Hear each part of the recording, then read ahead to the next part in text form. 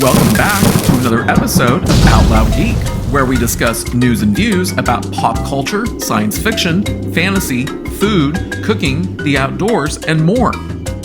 If you've ever thought about luxury sports vehicles, which is a topic that I have never actually spoken about on my channel before, then you've undoubtedly heard of the car brand named Jaguar. And Jaguar has had a rather twisted history. Originally founded in 1922 as the Swallow Sidecar Company due to it originally making motorcycle sidecars, it then started to manufacture cars in association with the Standard Motor Company. And in 1945, the company changed its name to Jaguar Cars.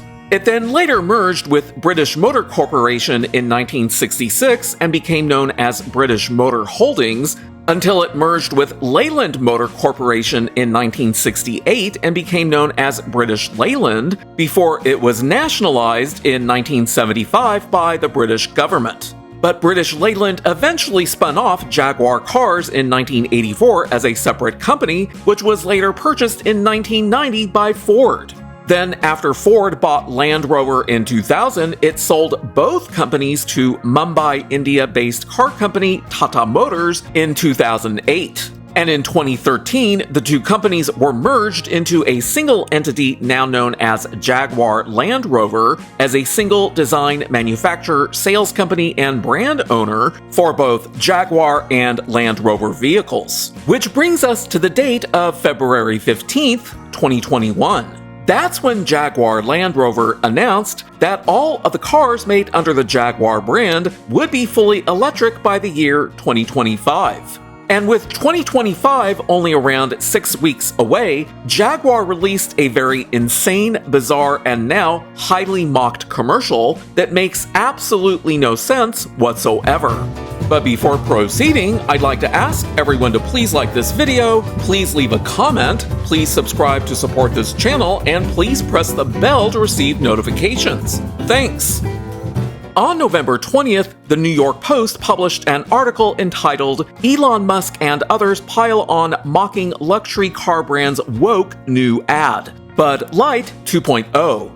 British luxury auto company Jaguar launched a radical revamp of its classic brand with a new woke ad that's raising eyebrows across the internet. The 30-second spot begins with a bright yellow elevator opening to reveal half a dozen or so androgynous models dressed in vibrantly colored monochromatic costumes, but not a car in sight. The ad then flashes the models individually, showcasing their dramatic outfits, paired with vacuous phrases such as "create exuberant," "live vivid," "delete ordinary," "break molds," and "copy nothing." I think Jaguar can rest assured that no one will copy their atrocious ad anytime soon. Critics are calling the flop Bud Light 2.0 after a video resurfaced of the company's brand strategy director boasting about implementing DEI programs and policies at the company, like gender transitioning at work. Bud Light lost billions of dollars in market share last year after a disastrous and widely panned team-up with transgender influencer Dylan Mulvaney. Speaking at an LGBTQ award show last month, Jaguar's head of brand strategy Santino Pietrosanti pulled back the curtain on the company's changing culture and bragged about implementing a woke agenda in the workplace. Now, that link in the article is to a YouTube video that was posted in October by the gay British magazine called Attitude. So let's take a quick look at it because Santino Pietrosanti said some things that were mimicked in Jaguar's controversial ad. It is a true honor to stand here surrounded by such extraordinary individuals, trailblazers in the fight for LGBTQ+ rights, creativity, and self-expression. And what he just said there was clearly a driving aspect for what was released in Jaguar's ad. And now we'll skip forward a bit. And you remind us that our strength is in our individuality and that no one should be forced to hide who they truly are. Again, this sentiment is clearly expressed in Jaguar's controversial ad. And at Jaguar, we're passionate about our people, and we're committed to fostering a diverse, inclusive, and unified culture. And this isn't the only time he says diverse and inclusive. That is representative not only of the people who use our products, but in a society in which we all live. A culture where our employees can bring their authentic selves to work. And in Jaguar's controversial ad, the androgynous actors might represent the company's employees being their authentic selves. And we're on a transformative journey of our own, driven by a belief in diversity, inclusion, creativity, policy, and most importantly, action.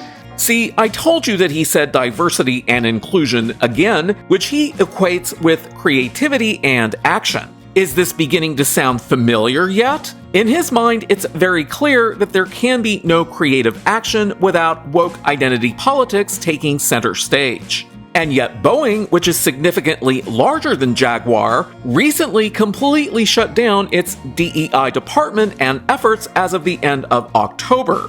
So DEI wasn't working out too well for Boeing, especially when they have door plugs falling out of their aircraft during mid-flight, endangering the lives of passengers and crew. We've established over 15 DEI groups such as Pride, who are here tonight in the back, Women in Engineering, and Neurodiversity Matters. We've launched major policy revisions such as transitioning at work to drive equity and support for our communities, embracing individuality as our superpower. And he finally said equity and basically views DEI, which is simply a buzzword for woke identity politics, as Jaguar's quote-unquote superpower. But I somehow doubt that, especially when you see companies abandoning DEI, and not to mention all the damage that DEI has done to Hollywood and the video gaming industry. And only 2 weeks ago, we held our second global annual DEI summit where we had over 10,000 employees from around the globe attend. Attendance was probably mandatory for employees, which if it was, means that they didn't actually have a choice as to whether they attended or not. And he didn't say that their attendance was voluntary. So looking forward at Jaguar, creativity and individuality have been at the core of Jaguar's brand since its inception, and we're about to bring Jaguar back to something truly special. You know, I don't remember Jaguar promoting woke identity politics before their controversial ad was released, and since that was the only intent of their controversial ad, I don't believe his statement that they're going to be taking the company back to being something special. Woke identity politics is obviously a recent development in the company that doesn't go back for decades. Things that woke activists claim to be true often prove to be the exact opposite. And so as Darren mentioned, in a couple of weeks, you will see an all-new Jaguar turn up like never before. And we're not just talking about new cars, we are talking about all new ways of thinking and embracing the full spectrum of human potential and creativity.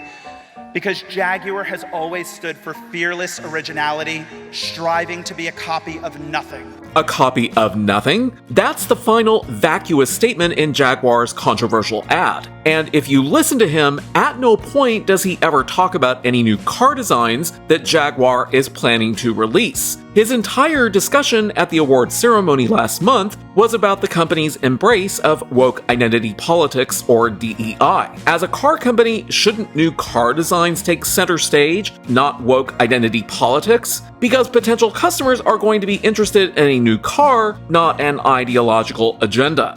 As I have said in previous videos about Hollywood and the video game industry, woke identity politics activists working for those companies always place the greatest emphasis on their ideological messaging, never the products that those companies are trying to sell. And what you're seeing from Jaguar's brand Strategist is exactly the same thing: ideology over product. And in the real world, that translates to go woke, go broke. But let's go back to the New York Post article. Not everyone is so impressed with the iconic company's left turn. The debut commercial, which has more than 50 million views on X, had haters lining up to trash it. Can you blame them? I don't. Do you sell cars? Tesla and ex-CEO Elon Musk snarked in a reply. This is so the wrong timing for this. I can understand the C-suite being conned into this in 2022, but you have completely misread the moment. Bud Light 2.0, wrote columnist John Gabriel. If you know anything about woke identity politics activists, they often know very little beyond the thick walls of their carefully constructed echo chambers. Many users questioned the wisdom of Jaguar's marketing team, and some even offered up some solutions.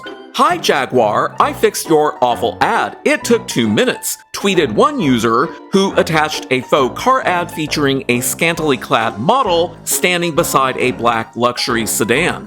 Let's take a moment to look at Jaguar's ad so that you can see it for yourselves. So I have the sound muted because all it is some weird music playing in the background. None of these actors actually say anything.